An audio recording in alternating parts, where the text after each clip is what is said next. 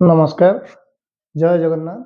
ସମସ୍ତଙ୍କୁ ନୂତନ ବର୍ଷ ଇଂରାଜୀ ନୂତନ ବର୍ଷ 2026ର ଅଭିନନ୍ଦନ। ଯେ ଆଜି ଏହି ଅଭିନନ୍ଦନ ଅବସରରେ ଆମେ ଗୋଟେ ଛୋଟ କଥା ଆଜି ନୂଆ ବର୍ଷରେ ଆଲୋଚନା କରିବା ଏବଂ ନୂଆ ଶପଥ ନେବା। ଯେ ଆମେ ଜାଣିଛେ ଯେ ସମୟ ଥିଲା ଯେ ଚିଠିର ଆଦାନ ପ୍ରଦାନ ହେଉଥିଲା, ଯେତେବେଳେ ଆମର କମ୍ୟୁନିକେସନ୍ ଏତେ ଷ୍ଟ୍ରଙ୍ଗ ନଥିଲା।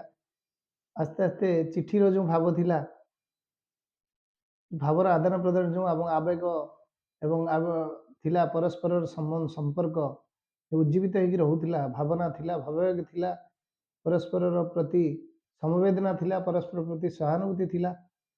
ଯେ ସେ ଅଫିସିଆଲ ହେଉ କି ପରସ୍ପର ପରିବାରରେ ହେଉ, ଆସ୍ତେ ଆସ୍ତେ ଯେ ଆମେ ଆଧୁନିକ ଯୁଗରେ ପାଦ ଦେଲେ, ତାପରେ ଆମେ ଆସ୍ତେ ଆସ୍ତେ ମୋବାଇଲ ମେସେଜ, ଅଫିସିଆଲ ମେଲ୍, ଏମିତି ଆମେ ଆସ୍ତେ ଆସ୍ତେ ଅଭ୍ୟାସ ହେଇଗଲେ।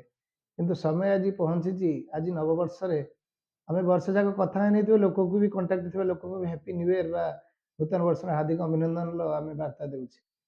ଏଇଟା ଆଜିର ଏଇ ନୂତନ ବର୍ଷର ପ୍ରଥମ ଦିନରେ ଆମେ ସମସ୍ତେ ତର୍ଜମା କରିବା ଯେ ଏଇଟା କେତେ ଦୂର ଯେ ଆମର ଭାବାବେଗକୁ ଯେମିତି ପୂର୍ବରୁ ଛୁଉଁଥିଲା ସେମିତି ଛୁଇଁ ପାରୁଛି।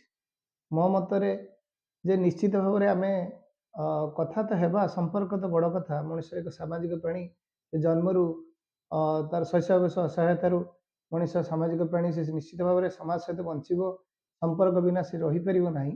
କିନ୍ତୁ ଯଦି ଆମକୁ ଯେତେବେଳେ ବି ଫୁର୍ସତ ମିଳୁଛି, ଆମେ ମତଲବୀ ନ ହୋଇ, ଦରକାର ପଡ଼ିଲେ, ଆମେ ଆବଶ୍ୟକ ପଡ଼ିଲେ ସମ୍ପର୍କ ନ ରଖି, ଯେତେବେଳେ ଆମକୁ ସମୟ ମିଳୁଛି, ସେ ଆମର ନିଜ ଭାଇ ହଉ, ନିଜର ବନ୍ଧୁ ହଉ, ବା ସେ ପାରିବାରିକ ବା ବ୍ୟବସାୟିକ କି ଅଫିସିଆଲ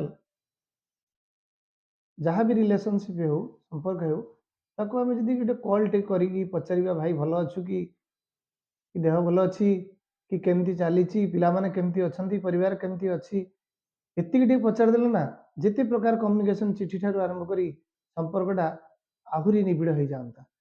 କିନ୍ତୁ ଆମେ ସମସ୍ତେ ସମୟ ନାହିଁ ବୋଲି କହି ଯେ ଆମେ ଆଭଏଡ଼ କରୁଛେ, ଛୋଟ ମେସେଜଟେ ଦେଉଛେ।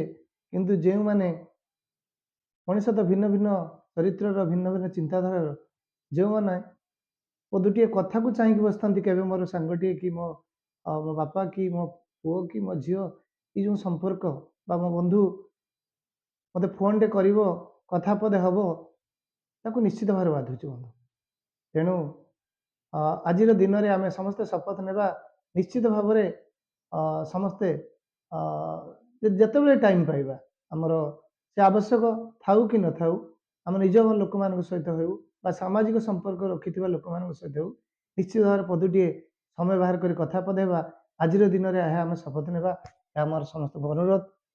ଆଜିର ଏହି ଭିଡ଼ିଓ ମାଧ୍ୟମରେ ମୁଁ ଆଉ ଥରେ ସମସ୍ତଙ୍କୁ ଅଭିନନ୍ଦନ କରି ରଖୁଛି। ଏବଂ ଯଦି ଆପଣ ମୋର ଭିଡ଼ିଓ ବରାବର ଦେଖିବାକୁ ଚାହୁଁଛନ୍ତି, ତାହେଲେ ୟୁଟ୍ୟୁବରେ ହେଉ ବା ଇନଷ୍ଟାଗ୍ରାମରେ ହେଉ କି ଫେସବୁକରେ ହେଉ, ତାହେଲେ @RCD_TUGS କୁ ଲାଇକ୍ କରିବା, ସେୟାର କରିବା ଏବଂ ଭୁଲିବେନି। ରଖୁଛି, ନମସ୍କାର।